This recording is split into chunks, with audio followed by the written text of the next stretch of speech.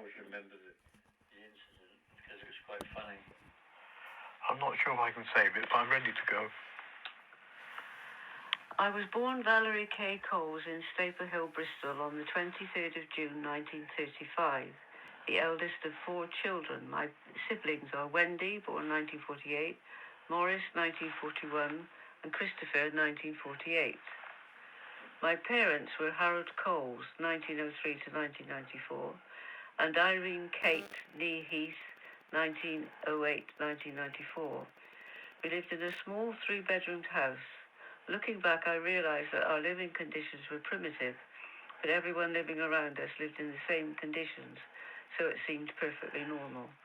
My father was a keen gardener, and there was a good-sized plot of land at the side of the house, and he grew a variety of vegetables, as well as tomatoes, lettuce, cucumbers, etc., in the greenhouse, so we always had a good supply of nutritious food.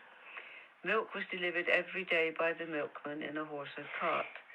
The milk was contained in churns and then poured into jugs.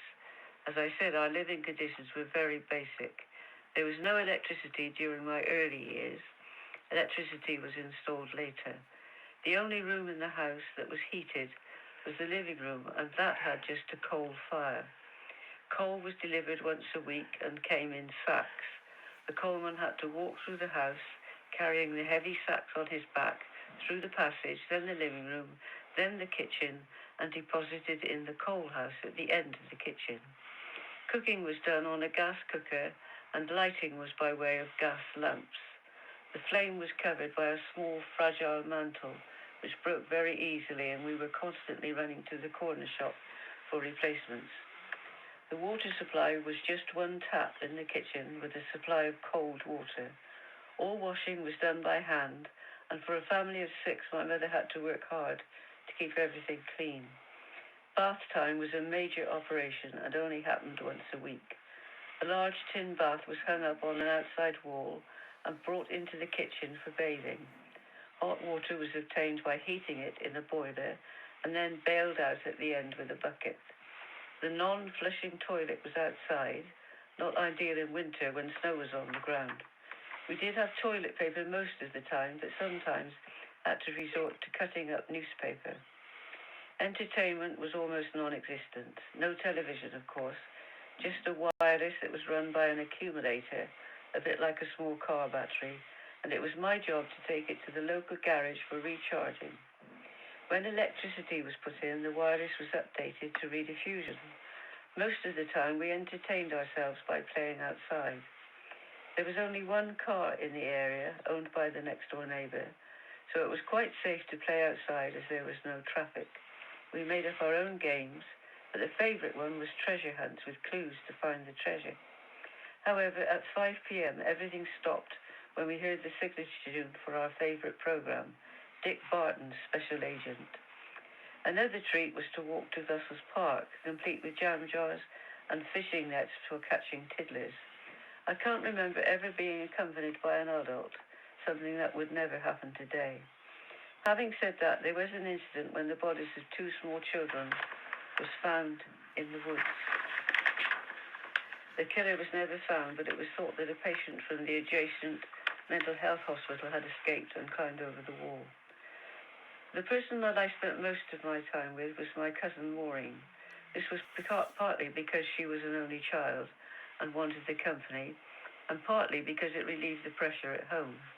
Every weekend was spent with Maureen and her parents, so every Sunday I went to Sunday school, and this was the introduction to my Christian life at Samuel Baptist Church.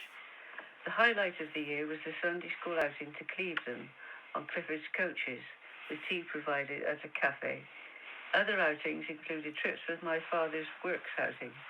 It was the same every year, a coach trip to Clevedon, then on to the paddle steamer to Barry Island, where we enjoyed the fairground rides.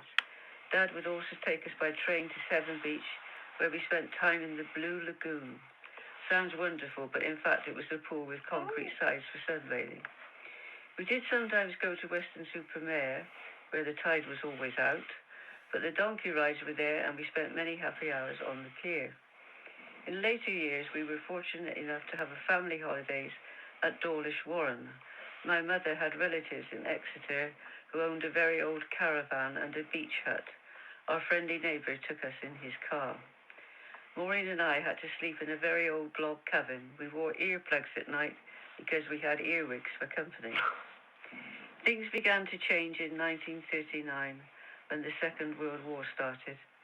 I went to the reception class at Staple Hill Primary School. Classes were smaller then and a very happy place to be.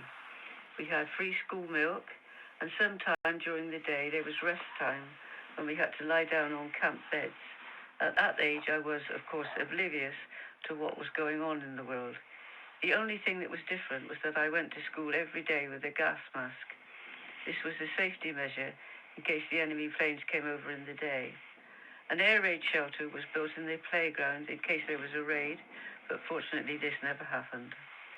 I loved my time at Avon School and did very well there. One exciting time was when Queen Mary, our Queen's grandmother, came to Bristol, and part of her route was to drive down Sandwell Road. We were allowed out of classrooms to stand by the railings and wave as she drove past. Things began to change at home also as the war developed.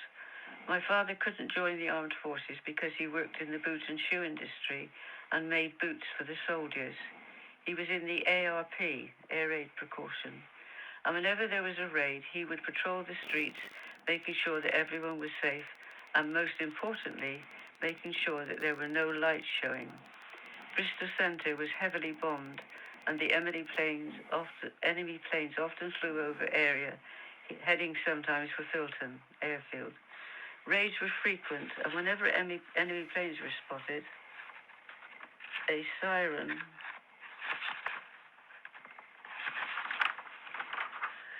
would sound to tell everyone to take cover. Whenever that happened, usually whenever we were having supper, we all went to the cupboard under the stairs, complete with gas masks, and stayed there until the siren sounded again to announce the all clear.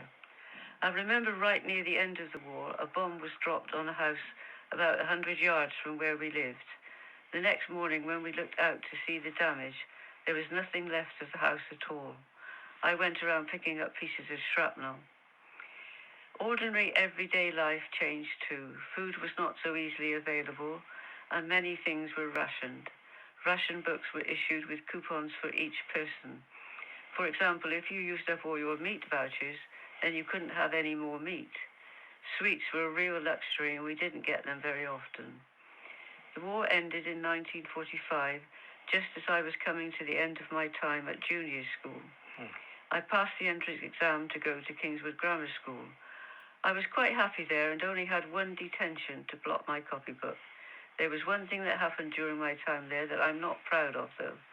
The Festival of Britain was opened in London in 1951, and our class visited the fair by train. We enjoyed a lovely day there, but things went wrong on the way home. We had to wear school uniform, of course, which for the girls included a hat. The boys in my carriage tried to pinch our hats and hang them out of the window. We tried to retrieve them, but the weight of everyone leaning out of the window caused it to crack. The next morning we were in serious trouble at school, and our parents had to pay something towards the cost of repair. When I reached the age of 16, it was time to think of the future. A careers team came to school and talked about the various possibilities. For some reason, which I can't explain, I wanted to be a speech therapist. Very few people went to university, and my parents couldn't afford it anyway. I went for an interview and got a job in an office of quantity surveyors in Queen Square in the centre of Bristol. I started off doing general office duties and answering the telephone and worked my way up with more responsibilities until I left in 1961 to have my first child, Andrew. Also at the age of 16, I became a Christian while still attending Sandwell Baptist Church. There was quite a large group of young people there at the time, and we did a lot of activities together. The church was known for having a high standard of singing. There were 3 choirs, and my cousin Maureen, who was a professionally trained singer, formed a group of 6 young women, I was one, and we called ourselves the Glad Tidings Sextet. We went around singing at rallies and various other events. It was a time when I felt fulfilled, and singing is still important to me, just at home now, of course. As for my personal life, I had a boyfriend when I was 15, and the relationship lasted for 5 years, and then another one which lasted for about 5 weeks. Then in 1956, a young man, Alistair McSorley, known as Mac, arrived on the scene after doing national service in the army. We started going out together and got on very well from the start. We worked at Parnell's. He worked at Parnell's as a shop-fitting draftsman and also played cricket for their team. Towards the end of the summer of 1957, they had an away game in Birmingham, and I went with him, staying with his sister. In the evening, we went for a walk, and he proposed. We were engaged in December 1957 and married in August 1958. Andrew was born in 1961 and Simon in 1964. During the summer of 1957, we spent happy times with Maureen and her husband Stuart. He had an Austin 7, which looked like the box on wheels. He behaved well most of the time, except when it was raining. The windscreen wipers wouldn't work, and Mac had to put his arm through the window and operate them manually. When Andrew was coming to the end of his time at junior school, we decided that I should look for work, preferably one that would fit in with school holidays. A post for a teaching assistant at my old school, Staper Hill, became vacant. I applied for and got the job and worked there for 22 years. In the early years of our marriage, Matt became a leader in the church, and in 1984, he was asked to go full-time. The church later merged with Bristol Christian Fellowship, and through their contacts abroad, we had some great trips. Matt went to Serbia and Canada, and together we went to America, saw the Grand Canyon, and India 3 times, saw the Taj Mahal, which was an amazing experience. At the time of writing, I am 84 years old, have been married for 61 years, have 2 children, Andrew and Simon, 5 grandchildren, Catherine, Jonathan and Emily, Jenna and David, and a great-grandchild, Noah, Asa and Harry and Finley.